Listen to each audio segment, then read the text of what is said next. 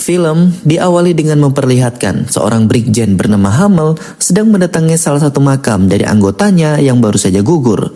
Di sana ia menyampaikan sebuah janji bahwa setelah ini dirinya pasti akan menuntut balas. Belum dijelaskan apa yang dimaksud oleh Jenderal Hamel, tapi yang jelas saat malam hari tiba, ia bersama beberapa pasukannya langsung menyerbu sebuah pangkalan militer milik Angkatan Udara Amerika.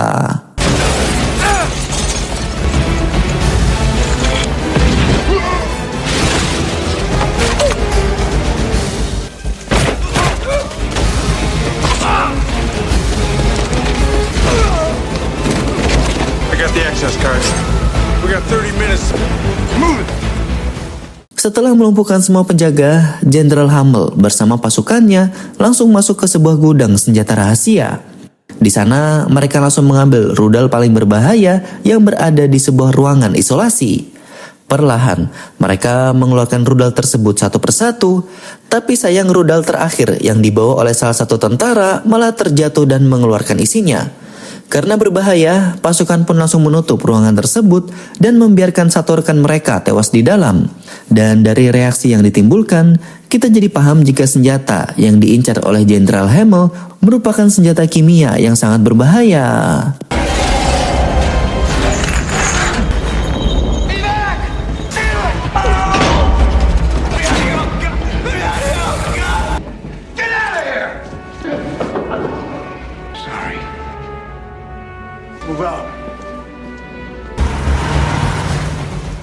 Pada keesokan harinya, Jenderal Hamel bersama seluruh anggotanya mengikuti perjalanan open trip ke sebuah pulau bernama The Rock.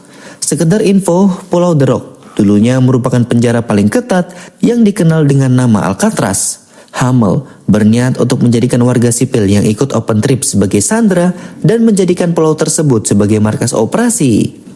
Singkat cerita, begitu dirasa sudah tepat, Hamel dan pasukannya langsung memulai aksi mereka dan melakukan semua rencana yang telah dipersiapkan.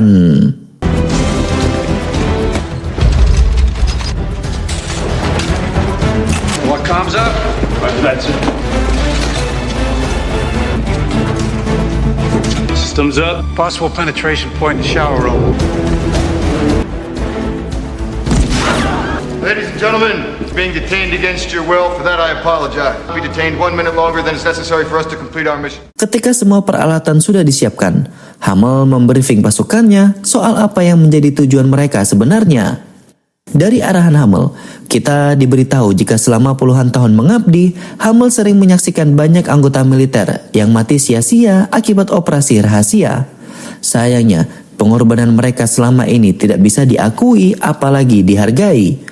Pemerintah selalu menyangkal eksistensi mereka dan sering bersembunyi di balik dalih jika orang-orang yang mati sedang menjalankan misi ilegal. Padahal Hamel sendiri pernah mendengar jika perintah operasi tersebut datang langsung dari Pentagon. Jadi, tujuan mereka melakukan pemberontakan ini tak lain adalah untuk mendesak pemerintah agar mau bertanggung jawab dan memberikan hak-hak yang harus diterima oleh keluarga korban. We are now in harm's way. Achieved our position through poise, precision, and audacity. We'll be branded as traitors, gravest capital crime. Your destination, a non-extradition treaty country. You will each be paid a fee of $1 million, but you can never again set foot on your native soil. Can you live with that? Yes, sir! God be with all of you. Man your positions, men. Info soal Jenderal Hamel yang memberontak segera sampai ke telinga Pentagon. Para petinggi dibuat cukup terkejut karena bagaimana mungkin seorang jenderal yang dianggap sangat patriotik dengan banyak penghargaan bisa melakukan pemberontakan. Tanpa membuang waktu, mereka pun segera menghubungi Hamel dan menanyakan apa yang menjadi tuntutan. Hamel bilang jika ia ingin pemerintah mengirim uang sebesar $100 juta, Hamel berniat untuk membagikan uang tersebut kepada mereka sebagai kompensasi atas abainya negara terhadap tentara yang telah banyak berkorban. I'm straight to the point. 83 Force Reconnaissance Marines have died under my various commands. My men on the ground that made those hits possible by lazing. No benefits were paid to their families. These men died for their country and they weren't even given a goddamn military burial. The situation is unacceptable. We'll transfer $100 million from the Grand Cayman Red Sea Trading Company. $1 million will be paid to each of the 83 Marines' families. Do I make myself clear? You alert the media. I launch the gas. Got 40 hours till noon day after tomorrow to arrange transfer of the money. Hummel from Alcatraz, out. Mendengar tuntutan dari Hamel, Para petinggi langsung berdebat soal langkah apa yang harus mereka ambil. Di satu sisi, perkataan Hummel ada benarnya, dan di lain sisi, pemerintah juga tak boleh tunduk pada tindakan makar. Singkat cerita, setelah perdebatan panjang, para petinggi memutuskan untuk melakukan operasi perlawanan demi bisa melumpuhkan Hummel dan juga menyelamatkan semua sandera. 70,000 dead. 1 teaspoon of this shit detonated in the atmosphere will kill every living organism in an 8-block radius. Standard poison is countered by napalm. The problem with VX poison gas is that it's designed specifically to withstand napalm. Hummel knows this. We are dealing with one smart son of... Anyway, satu-satunya langkah untuk menonaktifkan senjata kimia adalah dengan mencabut sebuah chip yang ada di dalamnya. Namun, untuk melakukan tugas tersebut, dibutuhkan seorang ahli biokimia yang sudah sangat berpengalaman. Dari sana, mereka pun memanggil seorang agen FBI yang juga ahli biokimia bernama Stanley. Tak sampai di situ, mereka juga menyiapkan sekelompok pasukan khusus yang akan menyusup ke dalam Pulau The Rock. Masalahnya, sebagai penjara yang sudah lama nonaktif dan kini menjadi tempat wisata, Alcatraz sudah mengalami beberapa penyesuaian sehingga denahnya tak lagi sama. Oleh karena itu, mereka pun membutuhkan bantuan eksternal dan Direktur FBI yang bernama Womack mengajukan sebuah nama, yakni seorang napi kelas kakap bernama Mason.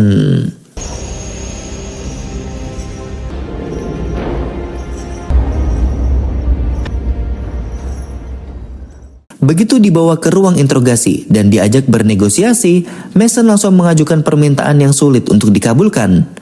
Napi itu minta tinggal di sebuah hotel bintang 5 selama operasi akan berlangsung. Bahkan, ia juga menuntut surat pembebasan karena sudah 30 tahun lebih mendekam di dalam penjara tanpa bisa melakukan perlawanan hukum. FBI tentu keberatan dengan semua permintaan tersebut, tapi di tengah diskusi, Mason malah memecahkan kaca dan mewanti-wanti agar mereka menepatinya. That's a signed federal document, sir. You're not acquainted with the full facts, Goodspeed. You're on a need-to-know basis, and you don't need to know. Womack, I'm not surprised, you piece of shit. Karena tak punya pilihan, FBI langsung membawa Mason ke hotel bintang 5 sesuai dengan permintaannya. Di sana, ia langsung membersihkan diri, memesan prasmanan sampai dengan memotong rambut. Jujur saja, hidup mewah seperti ini sudah lama menjadi impiannya selama mendekam di penjara. Tapi, sebagai napi berbahaya, Mason sendiri bukannya tanpa rencana meminta semua fasilitas mewah sedemikian rupa. Saat potong rambut, Mason sadar jika para agen FBI yang berjaga di dalam malah sibuk menyantap prasmanan yang sebelumnya ia pesan. Dari sana, Mason pun langsung menyimpulkan sebuah tali dan mendorong Womack sebagai pengalihan. Freeze, mister! Drop the gun, or I drop your boss. Pull him up.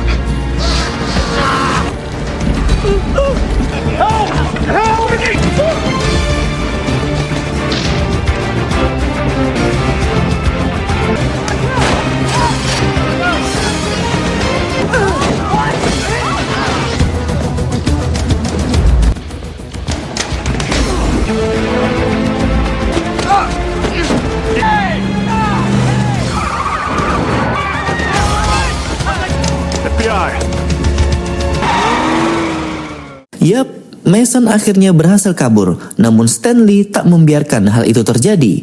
Sempat terjadi kejar-kejaran di antara mereka dan polisi pun akhirnya dilibatkan untuk membantu. Sayangnya, bantuan mereka tidak terlalu berguna karena Mason berhasil menjatuhkan sebuah tiang listrik yang menjadi penghalang bagi kendaraan mereka.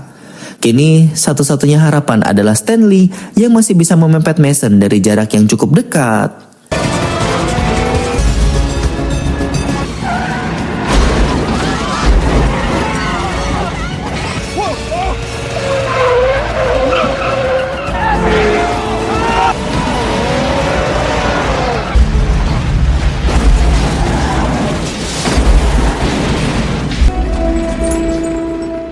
Di tengah pengejaran, Stanley sempat kewalahan karena kakek tua itu menabrak sebuah tram. Dari sana, ia pun melanjutkan pengejaran sambil meminta info dari markas pusat soal keluarga Mason.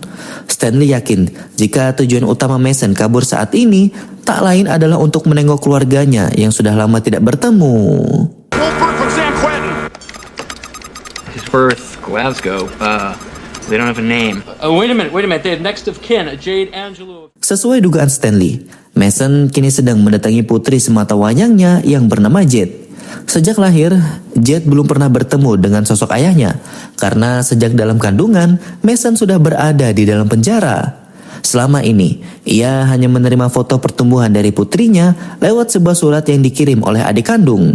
Sementara, Jade sendiri sudah terdoktrin otaknya oleh intelijen Amerika jika ayahnya merupakan orang jahat. Berulang kali, Mason meyakinkan putrinya jika ia bukanlah orang jahat, tapi baru saja klarifikasi, tiba-tiba mobil polisi datang dan langsung mengepungnya. Di momen ini, Stanley akhirnya muncul dan mendekat ke arah Mason. Tadi, ia sempat mendengar percakapan mereka berdua, dan siapa sangka di momen ini, agen FBI itu malah berpihak kepada Mason.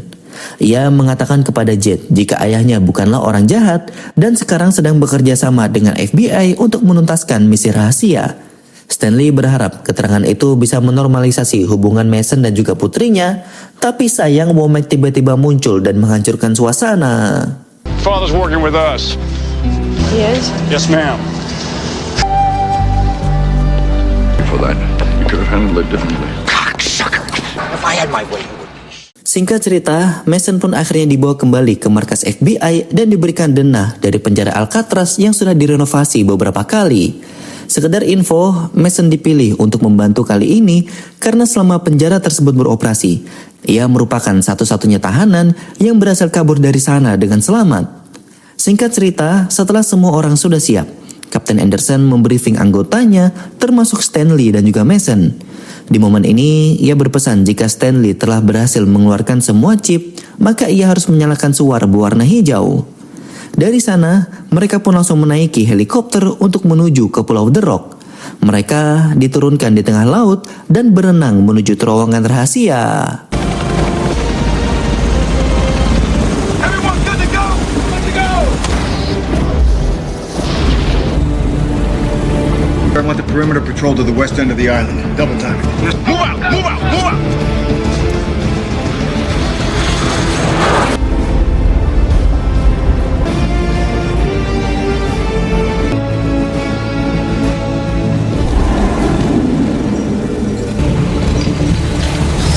Eagles are on the rock. They've entered the cistern room. Thank you very fucking much, Mr. Mason. Clear here, sir. No motion sensor strip. Tell them to stay out there. Street forward! Singkat cerita, begitu seluruh tim berhasil sampai di ruang bawah tanah, Kapten Anderson pun bergerak perlahan menuju ke dalam. Tapi, pergerakan mereka sudah diprediksi oleh Jenderal Hummel yang memang menyiapkan rencana ini dengan sangat matang. Hingga pada akhirnya, On the tumbler in the shower room, sir. Stand fast. We'll secure the area. You're entering to the shower room, sir. Entering the area.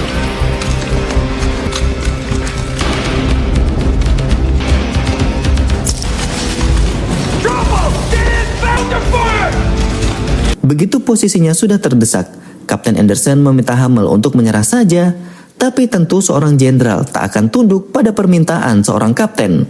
Hummel malah meminta Anderson untuk menyerahkan diri, toh juga apa yang sedang ia lakukan adalah memperjuangkan hak bagi para prajurit. Di saat yang sama, Stanley dan Mason yang masih berada di bawah memutuskan untuk tidak naik ke atas dan mendengar negosiasi yang sedang berlangsung. Awalnya, mereka berharap kedua belah pihak bisa mendapatkan titik temu, tapi ternyata yang terjadi malah sebaliknya.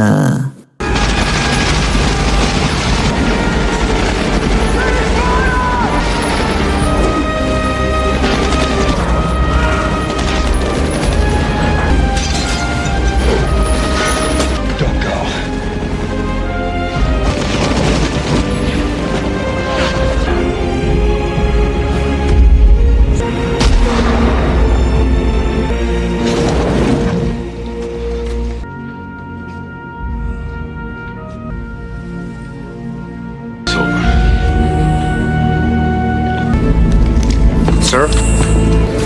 You made a terrible mistake, and more of our brothers have died in vain. Damn you for forcing me into this position. Mengetahui jika di atas baru saja terjadi pembantaian, Mason pun segera mengambil radio dan mengajak Stanley untuk kabur lewat jalur lain. Di saat yang sama, operator di markas pusat segera mengetahui jika pasukan yang mereka kirim kini hanya tersisa 2 orang saja. Oh iya, sebelum pergi, setiap orang memang dipasangi semacam sensor untuk mengetahui apakah mereka masih hidup atau sudah mati. Di situasi seperti ini, Stanley menyampaikan kepada markas kalau dia akan mundur, tapi Womack malah marah dan memaksa mereka berdua untuk tetap melanjutkan misi. Because they're dead. They're dead. Well, there's a problem, sir. He's got a gun. Go after him and stop him. Setelah memberikan perintah, Agent Ernest sempat bertanya kepada Womack mengapa ia sangat yakin jika Stanley dan juga Mason akan berhasil menjalankan misi. Di momen ini, kita akhirnya diberitahu oleh Womack siapakah sosok Mason sebenarnya. Jadi, 30 tahun yang lalu, Mason merupakan agen intelijen Inggris yang berhasil mencuri sebuah chip rahasia yang isinya adalah data penting milik intelijen Amerika. Oleh karenanya, ia pun ditahan di sebuah penjara khusus dan tak akan dilepaskan sampai kapanpun. Sebenarnya, pemerintah Inggris sudah mencoba bernegosiasi, tapi karena Mason enggan memberitahu di mana chip yang ia curi, maka Amerika pun tak akan melepaskannya begitu saja. Nah, berdasarkan latar belakang itulah, Womack yakin jika Mason dapat menuntaskan misi bersama dengan Stanley. Di saat yang sama, Mason dan juga Stanley kini sebenarnya terlibat dalam perdebatan karena menurut perjanjian, Mason hanya diwajibkan untuk mengantar pasukan dan bukan ikut menjinakkan rudal. Tapi Stanley bilang jika rudal yang dicuri oleh Jenderal Hamel merupakan senjata kimia yang dapat membunuh seluruh penduduk kota. Mendengar keterangan tersebut, Mason langsung teringat akan putrinya yang juga tinggal di kota tersebut. Tanpa pikir panjang, ia pun akhirnya bersedia untuk membantu Stanley, tapi tanpa mereka ketahui, perdebatan tadi didengar oleh anak buah Jenderal Hamel yang langsung melemparkan beberapa bom ke arah mereka.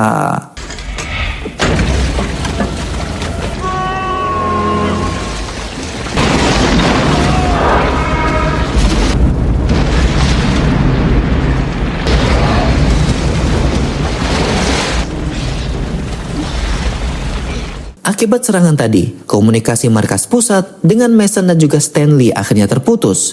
Meski begitu, karena musuh mengira mereka berdua telah mati, kini Mason dan juga Stanley punya ruang yang lebih bebas untuk bisa bergerak. Dari sana, mereka langsung menuju ke ruang penyimpanan rudal dan melumpuhkan penjaga di sana.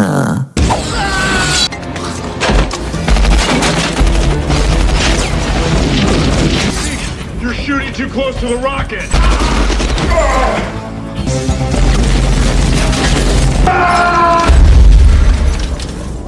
Selesai menghabisi para penjaga, Stanley mulai mengeluarkan setiap chip dari rudal kimia yang disimpan di ruangan tersebut. Masalahnya, ada 15 rudal yang dicuri oleh Jenderal Hamel, namun di ruangan tersebut hanya tersimpan 12 saja.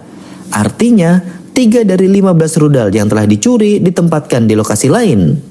Singkat cerita, setelah beberapa saat, aksi mereka berdua segera diketahui oleh Jenderal Hamel yang langsung mengirim anggotanya untuk pergi ke sana.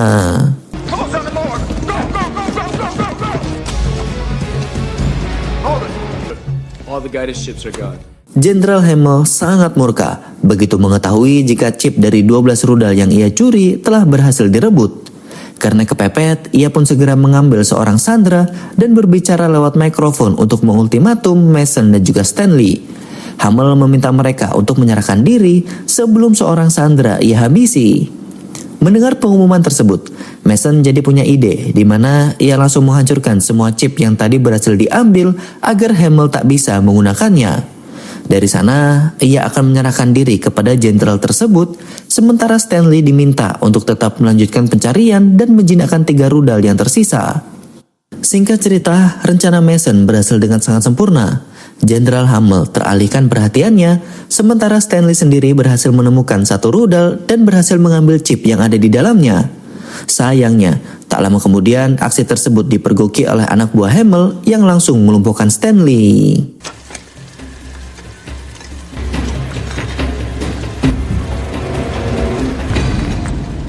Hi, sweetie.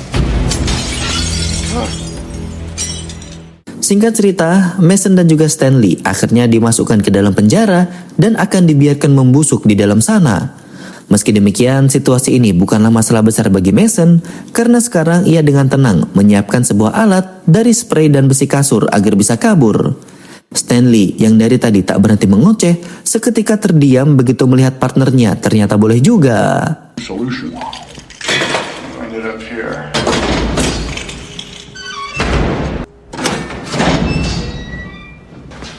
Trade secrets, my son. Kita berpindah ke markas pusat, di mana mereka mengira jika Mason dan juga Stanley sepertinya sudah mati. Alat komunikasi mereka tak dapat dihubungi dan juga alat sensor yang terpasang di tubuh mereka kini sudah tidak aktif lagi. Dari sana, petinggi militer memutuskan untuk mengambil langkah tegas, di mana dalam 1 jam ke depan, apabila tak terjadi perkembangan, maka pihaknya akan mengirimkan pesawat tempur untuk meluluh lantakan Pulau The Rock. Di saat yang sama, Jenderal Hummel kini dihadapkan pada situasi yang begitu rumit. Sisa 1 jam lagi sampai ancamannya untuk menembakkan rudal harus terjadi. Sayangnya, sampai detik ini pemerintah juga tak kunjung memenuhi tuntutan mereka dan hal ini pun membuat beberapa anak buahnya hilang kesabaran. Anak buah Jenderal Hummel mulai menuntut untuk mengambil tindakan dan karena tak punya pilihan, jenderal tersebut memutuskan untuk menembakkan 1 rudal. Major, patch me in the roof battery. Aye, sir. Laser powered up! Launch coordinates 6, 7. The weapon is hot. Fire! Missile loose! Missile loose! Mengetahui jika Hummel melepaskan 1 rudal, membuat orang-orang di markas panik bukan main. Untung saja, sebelum rudal tersebut menyasar ke sebuah stadion, Hummel mengalihkan target ke sebuah perairan menggunakan komputernya. Tentu, tindakan ini langsung memicu protes dari para bawahan, tapi Hummel menegaskan jika sejak awal, niat mereka bukan membunuh warga sipil, melainkan menuntut pemerintah untuk bertanggung jawab atas setiap keputusan yang sudah mereka ambil.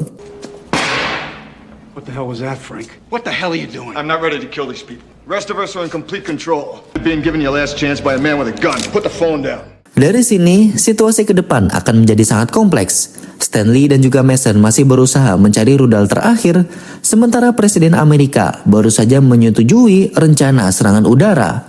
Penembakan rudal tadi dianggap sebagai ancaman nasional dan akan direspon sebagaimana prosedur yang berlaku. Di saat yang sama, Jenderal Hummel kini sedang berdebat dengan anggotanya soal insiden yang tadi terjadi. Mereka tidak terima akan keputusannya, apalagi sekarang Hummel malah meminta mereka untuk melakukan rencana pelarian. Nah, perdebatan ini didengar oleh Mason dan juga Stanley yang kebetulan sedang melewati ruangan tersebut.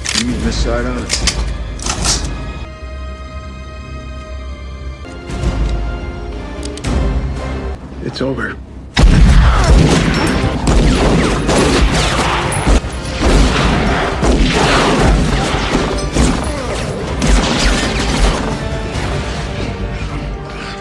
Yap, begitu melihat Hummel akan dihabisi, Mason spontan turun tangan untuk membantunya. Di ujung nafas, Jenderal Hummel memberitahu lokasi dari rudal yang tersisa dan Stanley pun langsung bergegas pergi ke sana. Singkat cerita, ketika Stanley menemukan rudal terakhir, ia tiba-tiba dihadang oleh salah satu musuh yang memintanya untuk berhenti. Untung saja, ia tak berani melepaskan tembakan begitu Stanley mengeluarkan bola kimia dari rudal tersebut. Hingga pada akhirnya, You're the rocket man.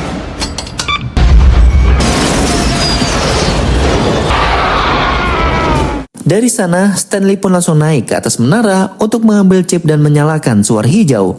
Tim di pantai yang mengawasi dari kejauhan segera menyampaikan hal tersebut kepada markas pusat.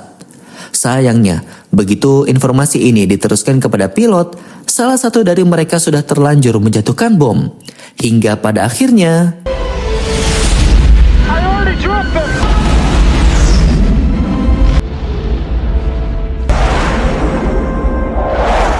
untung saja, bom yang dijatuhkan hanya mengenai bagian belakang pulau dan Mason berhasil menyelamatkan Stanley yang terlempar ke dalam air. Beberapa saat kemudian, orang-orang di markas pusat segera menghubungi Stanley dan menanyakan apakah Mason masih hidup.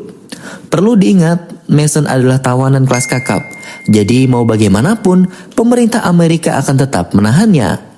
Nah, di momen inilah Stanley melakukan hal yang tidak terduga, di mana ia mengaku jika Mason telah mati dan jasadnya menguap akibat terkena senjata kimia. Stanley melakukan hal ini agar Mason bisa kabur, dan sebagai balasannya Mason pun memberitahu kepada Stanley di manakah lokasi dari chip rahasia yang sebelumnya ia curi dan selama ini dicari oleh Amerika. Congratulations, Dr. Goodspeed. You did it. So where's Mason? Vaporized. Vaporized? Oh, yeah. Absolutely, sir. Tamat, film pun akhirnya selesai. Terima kasih buat kalian yang sudah menonton video Mimin kali ini. Mimin mau minta maaf jika ada salah kata dan salah ucap. Sampai jumpa di video berikutnya dan salam berbarian.